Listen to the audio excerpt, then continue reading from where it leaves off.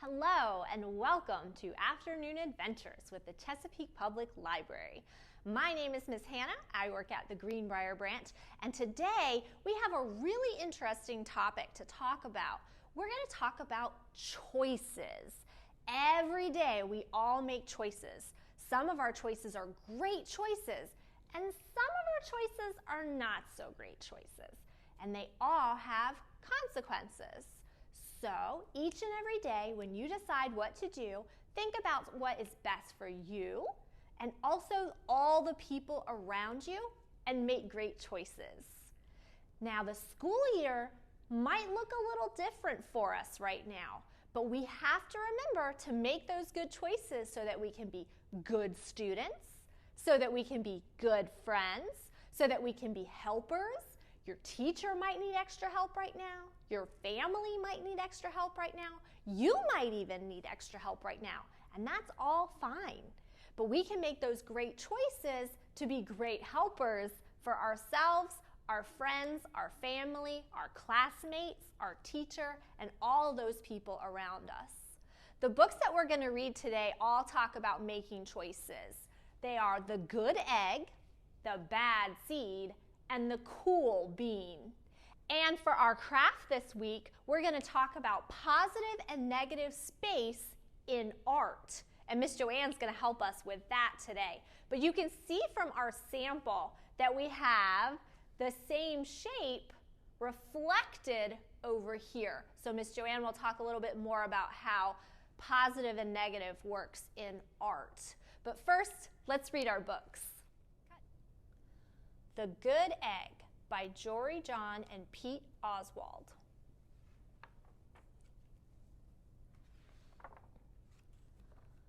Oh, hello. I was just rescuing this cat. Know why? Because I'm a good egg. A very good egg. It's true. I do all kinds of good things. Like, I'll carry your groceries. I'll water your plants. I'll change your tires. I'll paint your house. If you need any help whatsoever, I'm your egg.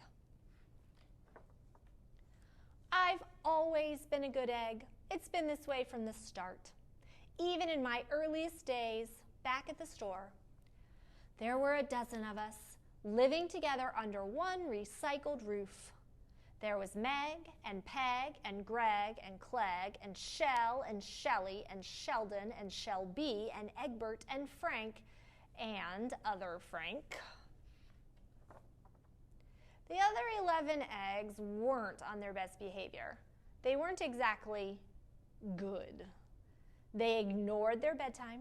They only ate sugary cereal. They threw tantrums.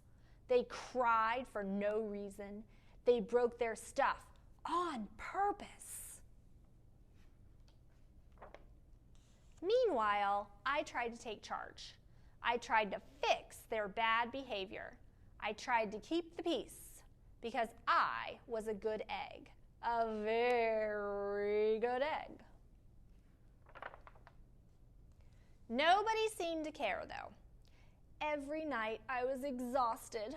My head felt scrambled. Then, one fateful morning, I noticed some cracks in my shell.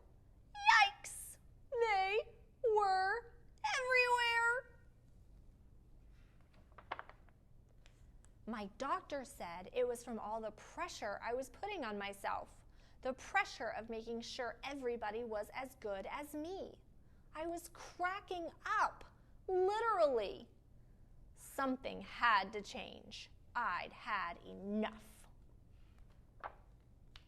I told Meg and Peg and Greg and Clegg and Shell and Shelly and Sheldon and Shelby and Egbert and Frank and other Frank that I was leaving. I can't be the only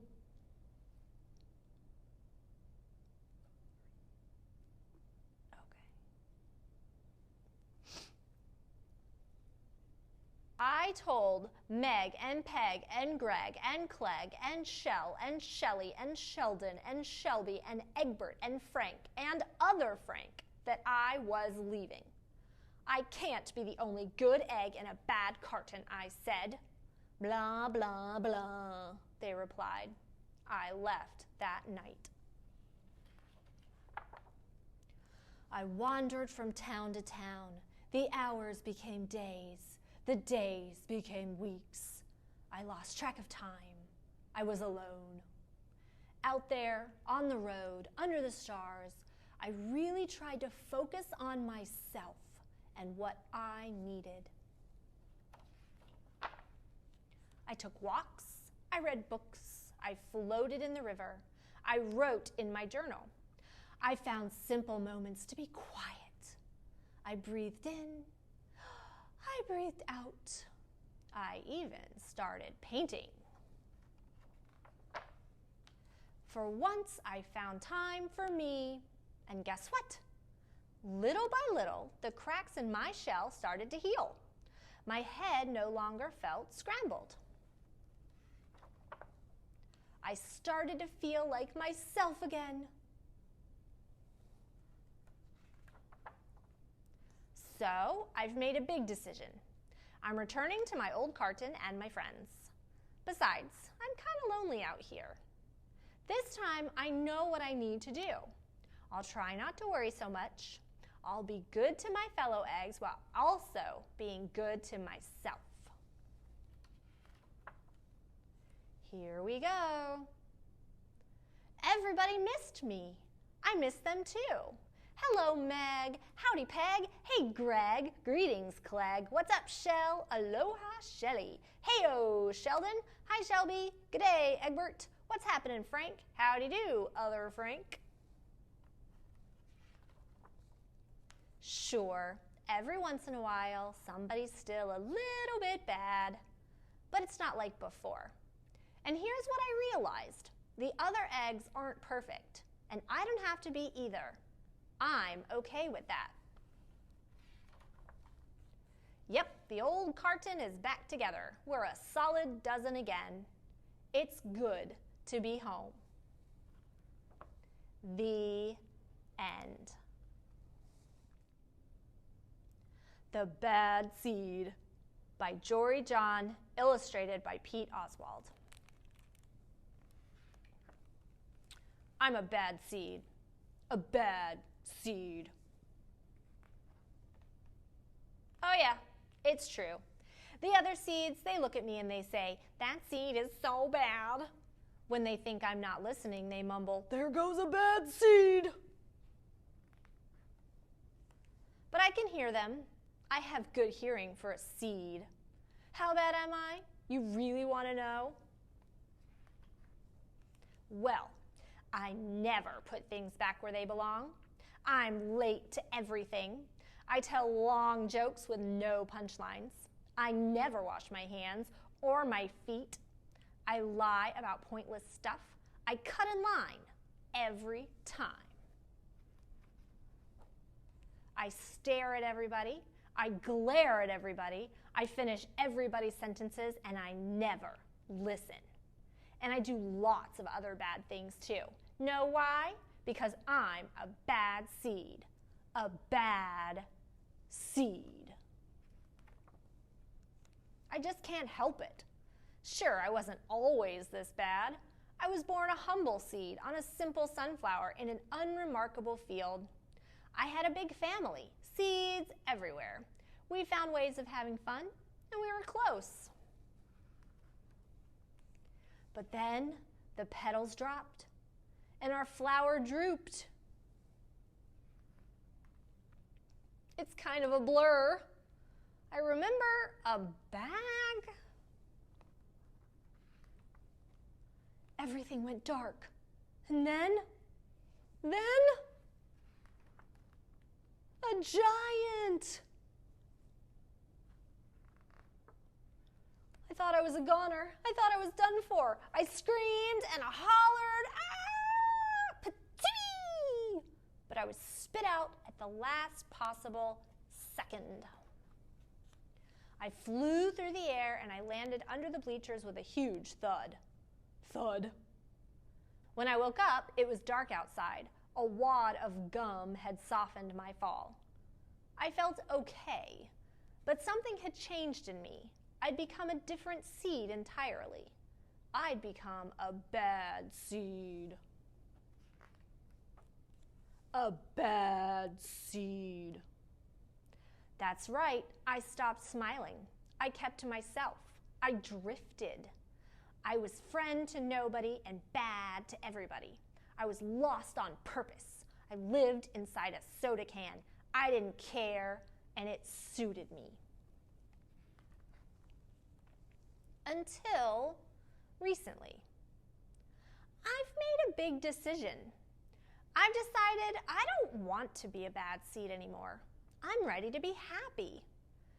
It's hard to be good when you're so used to being bad. But I'm trying. I'm taking it one day at a time. Sure, I still forget to listen, and I still show up late, and I still talk during movies, and I do all kinds of other bad stuff. But I also say thank you, and I say please, and I smile, and I hold doors open for people. Not always, but sometimes. And even though I still feel bad sometimes, I also feel kind of good. It's sort of a mix. All I can do is keep trying and keep thinking, maybe I'm not such a bad seed after all. Hey, look, there goes that bad seed. Actually, he's not all that bad anymore. I heard that. The end. The Cool Bean by Jory John and Pete Oswald.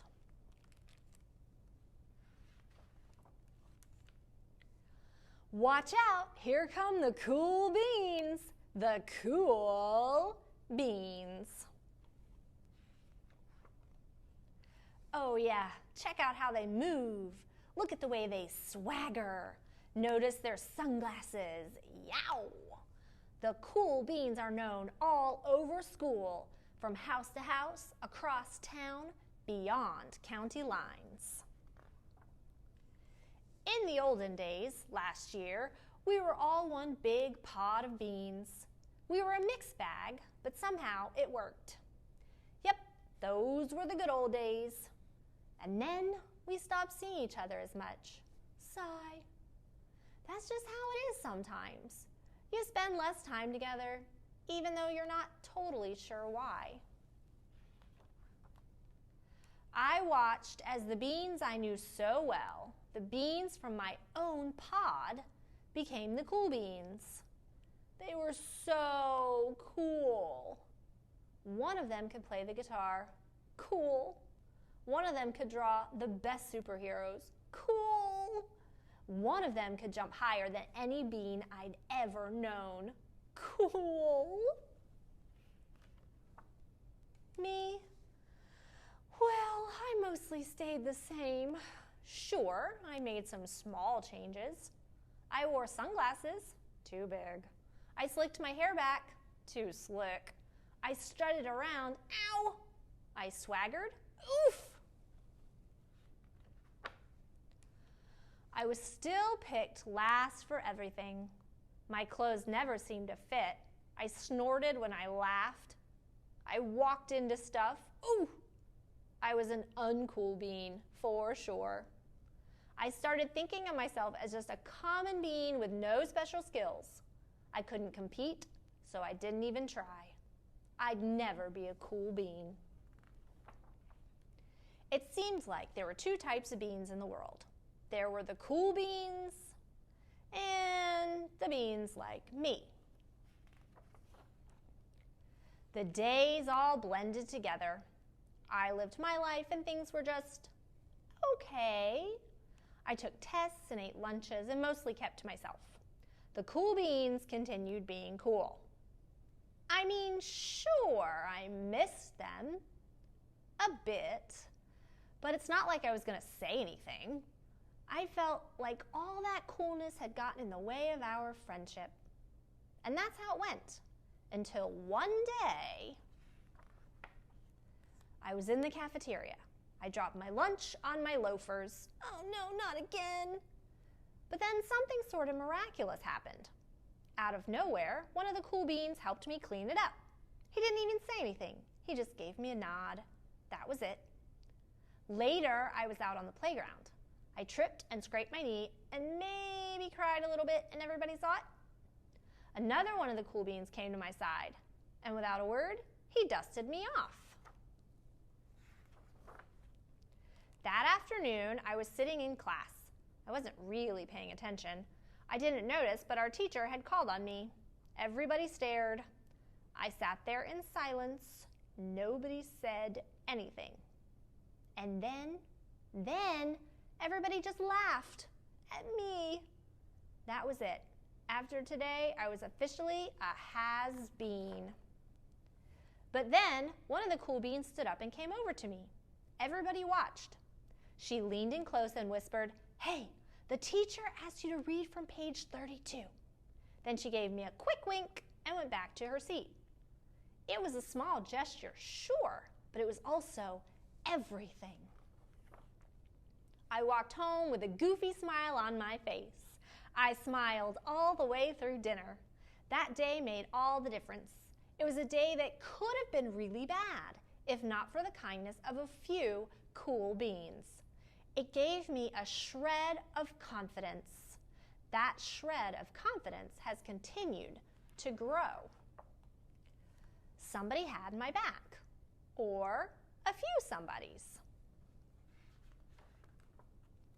After that, I started hanging out with the cool beans again. How've you been? Get it? How've you been? Ha!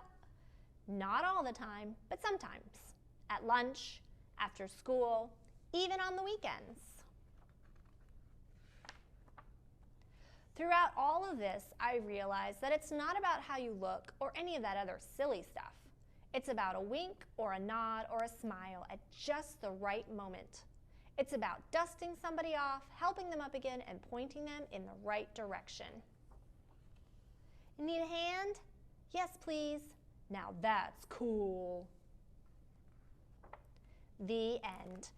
You can check out these books at the Chesapeake Public Library or go online to find lots of great ebooks just like this.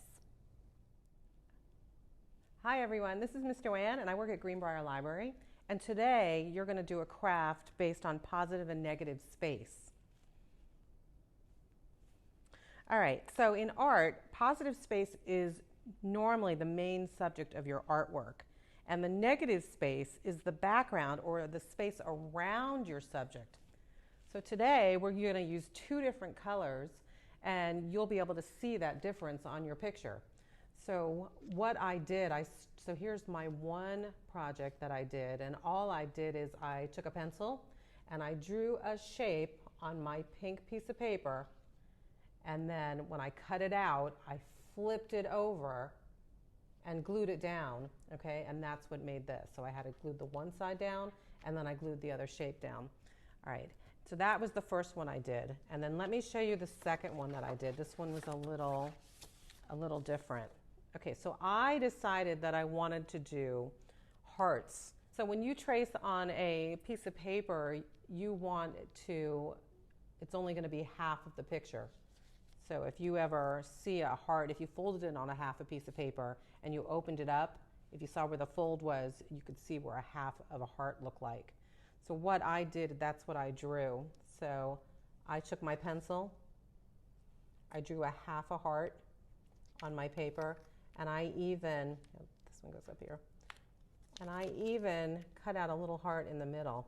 Okay, so there's that's what the pink paper looked like. I traced with my pencil, and then I cut these hearts out. So when I cut it out, you're going to flip it over, and you're going to glue it right on the edge of the other piece of paper. So it's going to look like that. And this top one, same thing. You're going to flip it over, and it's going to get glued down on the top of your paper like that. And this one, so that you can see the middle heart, so here's the black. You want the pink on I wanted the pink on the other side so I could see the other half of my heart. And there's my heart. So that's how you would glue your pieces down. And see, so now there's a full heart on my paper, but one half is black and the other half is pink. Okay, so that's my other project with that one. So that's with a heart. If you want to do something that's much more difficult and you're a really great cutter, I want you to try another one. So this one, I cut some pink paper that made it look like arrows. And so I cut it out. So what I would do is flip it, and that would be my other side. This was my piece here. So I'm going to flip it over and glue it down. There's my other half of that arrow. All right, here's my arrow here. I flip it over, and there's my other half. And then here's my other piece here, and flip it over. So on this one, the reason why this is more difficult is I didn't just cut out on one side of my paper, I cut out on all my sides. All right, now you could also do the same thing as the first one, and you could cut out different shapes and just do squiggly lines. You could do circles, you could do squares, you could do any shape that you want. And again, you want to make sure that you draw it on there first. You want to look at it, make sure that you like what you see, and then cut it all out, and then you're going to glue them down. Okay? So remember that you can pick up your supplies at Greenbrier Library, and that is our craft for our positive negative space. All right, everyone, bye.